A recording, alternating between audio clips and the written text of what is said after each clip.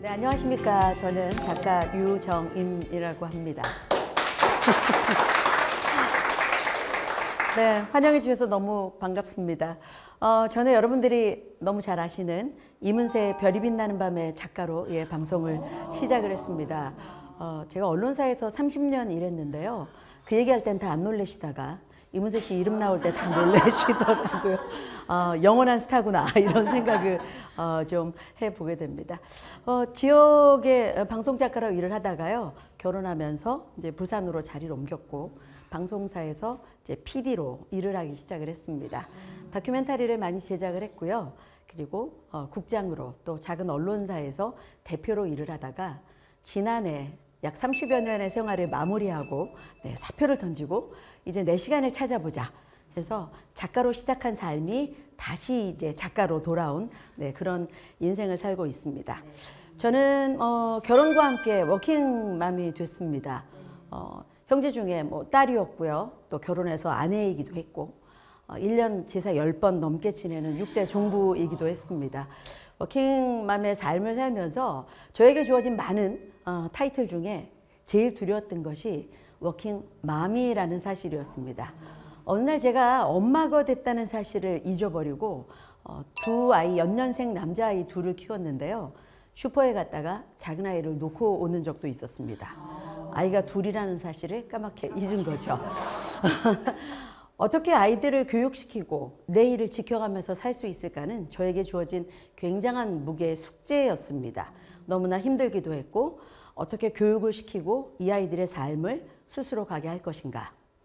제가 이끌 수 있는 것이 아니라 아이들 스스로 자기의 세상을 열어가도록 만들어줘야겠다는 게 저에게 주어진 가장 큰 숙제였습니다.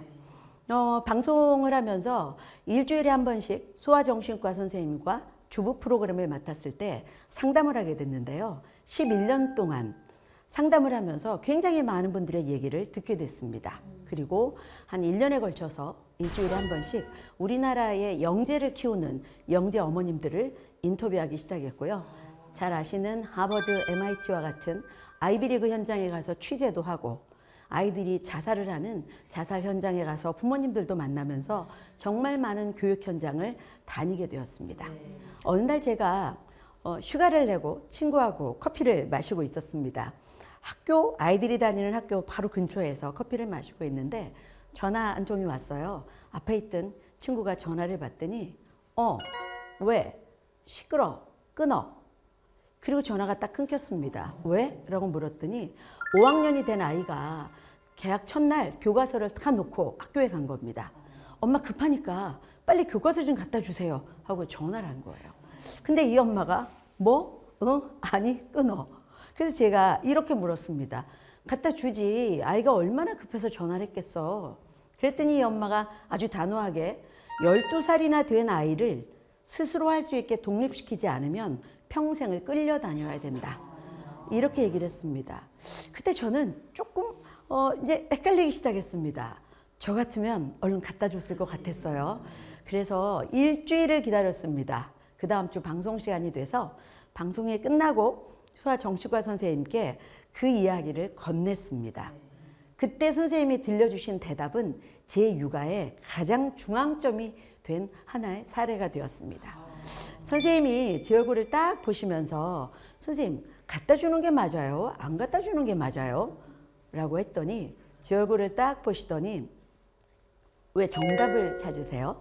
정답은 없고 아이에 따른 해답이 존재합니다. 그 아이가 매우 내성적인 아이라서 개학 첫날 교과서를 가지고 가지 않아서 당한 창피, 부끄러움 이런 것들이 생기면 그 아이는 1년 내내 그 트라우마로 자신감이 없어질 수도 있을 겁니다. 하지만 이 아이가 너무너무 활동적이고 외향적인 아이라면 엄마가 갖다 주지 않아도 옆반에 가서 교과서를 구워다 자기 책상에 갖다 놓든지 뒷자리 아이의 책을 갖다 놓든지 해서라도 모면할 수 있을 겁니다. 그렇기 때문에 아이에 따른 해답이 존재합니다. 육아에서 정답을 찾지 마십시오. 그 이후로 저는 두 아이를 키우면서 기질이 너무나 다른 두 아이를 키우면서 그 정답에 대해서 골몰하기 시작했습니다. 100점 시험지를 받으면 큰아이는 제가 가방을 열어보기 전에는 그 시험지를 발견할 수가 없습니다. 가방 저 한 구석에 꾸깃꾸깃 들어있는데요. 작은 아이는 100점이 보이게끔 시험지를 들고 집에까지 달려옵니다. 이 사실 하나로도 이해가 가시죠? 이렇게 다른 아이들을 어떤 정답에 똑같은 형태로 아이들을 키운다면 이 아이들은 얼마나 답답할 것인가 라는 생각을 하게 됐어요. 이런 사실 속에서 영재 어머니들을 인터뷰하면서 제가 느낀 것은 이분들은 어떻게 아이들을 영재로 키웠을까? 그때 제가 만난 수많은 영재 어머님들은 대단히 놀라운 공통점을 가지고 계셨습니다. 저는 그 공통점을 메모하기 시작했습니다. 이 공통점을 우리 아이들에게 한번 적용을 해볼까? 이 공통점을 보여주는 자세가 있는데요. 제가 흔히 얘기하는 3가지의 자세입니다. 첫 번째는 극성. 어떤 느낌이 드십니까? 지나치죠? 아주 싫어요. 열성. 왠지 좀 나은데 뜨겁습니다. 그렇다면 3번째, 정성. 굉장히 다르죠? 정성은 인내와 참된 마음과 성실함이 가미가 됩니다. 아이가 무엇을 한다고 할 때 극성스럽게 끌어다 주는 것은 엄마, 나 수학 공부를 좀 해볼까? 그런데 그 다음날 수학 문제지가 30권이 쌓여 있다면 여러분들 아이가 공부하고 싶어 할까요? 그건 극성에 해당이 되겠죠. 열성은 그래서 엄마가 어떤 걸 사줄까? 라고 옆에서 자꾸만 얘기를 한다면 아이는 그것도 부담스러울지 모르겠습니다. 정성은 아이가 원하는 거 한두 권 밀어놓고 엄마가 공부하는 겁니다. 태도를 그냥 보여주면 나도 뭘 좀 해볼까? 라는 모델을 삼을 수 있는 것들이 정성의 태도겠구나. 그런데 놀랍게도 제가 만난 이 많은 엄마들 중에 영재 엄마들은 이 정성의 태도를 보여주고 있는 엄마들이었습니다. 여러분들 정성 안에는요. 극성이나 열성은 내 속에 있는 것을 얘기할 수 있어요. 아이를 키운다는 것은 내 속에 있는 것을 얘기해서 아이를 키우는 것이 아니라 이제와 생각하니 나를 키우는 하나의 과정이었다고 생각이 됩니다. 아이들이 다 다르듯이 아이가 보여주는 태도는 저와 다를 수 있습니다. 그런데 제가 예를 들어서 어떤 휴식 시간이 됐어요. 숙제 다 했으면 이제 좀 놀아. 저는 굉장히 외향형입니다. 분명히 제가 이제 좀 놀아라고 했으면 밖으로 뛰어나가 친구를 만나고 놀이터로 가야 하는데 저희 두 아이는 놀러 나가는 형태가 달랐습니다. 아, 저 아이는 책을 보며 놀고 있구나. 저 아이는 또 다른 기준으로 세상을 바라보고 있구나. 영재 엄마들이 보여준 것은 그 아이를 그대로 인정하는 것이었습니다. 어느 날 한 영재 엄마는 눈을 감고 자고 있는데 등이 너무 축축해서 눈을 뜨셨대요. 아이가 호기심에 정수기의 물을 누른 겁니다. 이 물이 흘러넘쳐서 엄마의 등허리까지 온 거죠. 우리 같으면 첫 번째 소리를 지른다. 아이의 등짝을 내려친다. 그런데 이 어머니 조금 다르게 반응하셨습니다. 어차피 벌어진 일. 이 위에서 아이와 댄스를 추며 표면장력의 원리를 가르치셨다고 얘기했습니다. 그리고 네가 엎지른 거니까 엄마하고 함께 치울까? 이 사안에서 가장 궁금했던 것은 아이가 생각한 정수기의 원리였습니다. 어머니는 아이가 그냥 물을 누른 게 아니라 정수기가 궁금했구나 라는 걸 읽어주셨던 겁니다. 아이가 왜 그랬을까 행동을 읽지 않으면 아이와 소통할 수 없습니다. 정성이라는 것은 기다리면서 아이가 이런 행동을 했던 것에 대한 이유가 있을 것이라고 생각해 보는 것입니다. 생각해 본다면 내 생각이겠죠. 나를 다시 생각하고 나를 인내하고 아이의 생각을 나화시켜서 어떻게 바라볼 것인가를 생각하는 길, 그것이 엄마의 교육이라는 생각을 하게 된 것입니다.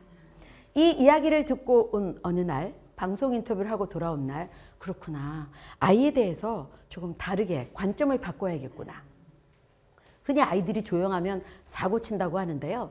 저녁에 밥을 하다가 애들이 조용해서 뒤를 딱 보니까 여러분들 쌀밥을 나무 판때기에 들이부어서 문질러 보셨습니까? 밥 한 그릇을 나무로 된 거실에 들이붓고 두 녀석이 밥알 하나하나 쫙쫙 밀어서 거실 바닥 절반을 칠해놓고 있었습니다. 그 장면을 딱 보니 네, 정말 저 그냥 인간적인 심리로는 머리끝까지 화가 났는데요. 방송을 했잖아요. 아이가 원하는 것이 무엇이었을까? 무엇이 궁금했을까? 저는 그때 누구를 키워요? 나. 엄마 스스로를 잠재우고 이유가 있었겠지. 물었습니다. 밥알이 너무 보드라봐요, 엄마. 너무 신기해요. 이미 벌어진 일.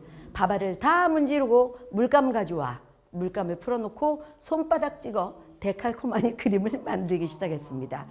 그리고 아이들은 자신의 호기심을 다 채웠기 때문에 그 이후에 자, 이렇게 함께 어질렀으니 함께 치울까? 엄마가 내 마음을 읽어줬다고 생각하면 그 다음에 아이들은 정성적으로 달려들어와서 함께 치웁니다. 이게 뭐야 라고 소리 지르는 순간 내가 있었던 호기심의 영역은 엄마로 인해 다 무너지고 야단만 듣게 된다면 아이는 그 다음에 뭔가 하지 않게 될 겁니다. 제가 하버드에 취재를 갔습니다. 하버드 의과대학 수업에 들어갔는데요. 너무너무 어려운 영어, 귀에 잘 들리지 않아서 통역자하고 이렇게 옆에 서 있다가 수업이 다 끝났는데 학생들이 사라지지 않고 교수 앞으로 몰려들어서 한 줄을 쭉 서는 장면을 봤습니다. 왜 저렇게 모여서 교수에게 질문을 할까? 통역자하고 같이 내려가서 귀를 이렇게 들이대고 들었습니다. 그랬더니 별 시덥지 않은 얘기를 하고 가요. 교수님, 어제 늦게 가셨죠? 제가 집에 가는데 복도에 불이 켜 있었어요. 교수님, 어제 무슨 별다방 오셨죠? 라떼 드셨죠? 그래서 제가 물었습니다. 교수님, 질문도 아니고 수업에 대한 얘기도 아닌데 왜 이런 얘기를 하고 갑니까? 그냥 별 중요하지도 않은 시덥지 않은 얘기 같은데요. 그랬더니 이 교수님이 제 눈을 뻔히 보면서 이렇게 말씀하셨습니다. 저희가 쓸데없는 얘기하는 걸로 보이십니까? 저희는 소통하고 있습니다. 아이들이 저에 대해 궁금하고 제가 아이들에 대해 궁금해야 교육은 그때 시작이 됩니다. 소통은 혼자 얘기하는 일방통행이 아닙니다. 소통의 한자 뜻을 보시면 서로를 알아간다, 서로를 통한다는 서로의 의미가 있습니다. 아이들하고 소통한다는 교육도 마찬가지죠. 그러면서 이 교수님이 저한테 이렇게 말했어요. 기자 양반, 내가 하나 물읍시다. 한국에서는 질문하면 야단칩니까? 아이들은 도통 한국 아이들은 질문을 하지 않습니다. 그때 제 머리에 딱 떠오른 것이 하나. 네, 교수님, 한국에서는 학교 갈 때 어머님께 항상 그런 얘기를 듣습니다. 오늘 가서 선생님 말씀 잘 듣고 와. 저희는 들었던 세대입니다. 그런데 지금 아이들은 듣기만 하는 세대는 아닙니다. 듣기만 했던 부모들이 듣기만 했던 것이 너무 힘들어서 너도 얘기해, 너도 입을 열 수 있어 라고 아이를 키워놓고는 이제 아이들이 입을 열기 시작하면 어따 대고 말대꾸를 하느냐는 동그랗게 눈을 뜨기 시작합니다. 소통은 듣는 것에서 시작합니다. 그 어린아이들이 보내주는 시그널, 나의 자녀가 보내주는 시그널을 잘 듣기 시작하고 듣는 것만으로도 아이와 통할 수가 있습니다. 내가 원하는 것을 들어주는 엄마에 대한 아이들의 표정은 행복 그 이상의 것을 보여줄 수 있을 거라고 생각합니다.